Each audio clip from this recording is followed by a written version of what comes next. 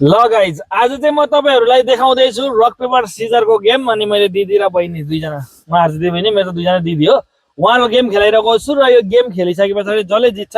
जित्ने मध्ये एकजनाले पाउँदैछ रु 1000 ठीक छ ठीक छ पहिला पैसा हेरौँ न त के पैसा छैन त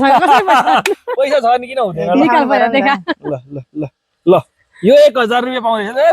जितेर लाने का लाने हो त यो 1000 पाउँदैछ है त ल कसले जित्ने है त रक पेपर सिजर ल रेडी 1 2 3 स्टार्ट लो रक पेपर सिजर सुट भएन बराबर भयो रक पेपर सिजर सुट ल ल ल ठीक छ ल ल रक पेपर सिजर सुट तले काटिस काटे काटे ल 1 पोइन्ट भयो तीन चोटी जित्नु पर्यो ल 1 point rock paper scissor shoot ल 1 1 भयो okay rock paper scissor shoot भएन बराबर छ रक पेपर सिजर सुट दुई दुई एक है रक पेपर सिजर सुट दुई दुई भयो लास्ट लास्ट लास्ट जले जित्छ सबै ठुलो सबै ठुलो हुन्छ क्या सबै ठुलो सानो कुन हुँदैन ओके ल ल ल रक पेपर सिजर सुट ल दिदी ल ठीक छ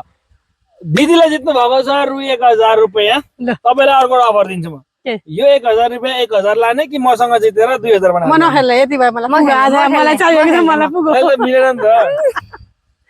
मलाई आज 1000 लाने मलाई टी सर्ट किन्नु छ मलाई टी सर्ट किन्ने पैसा पुग्यो ल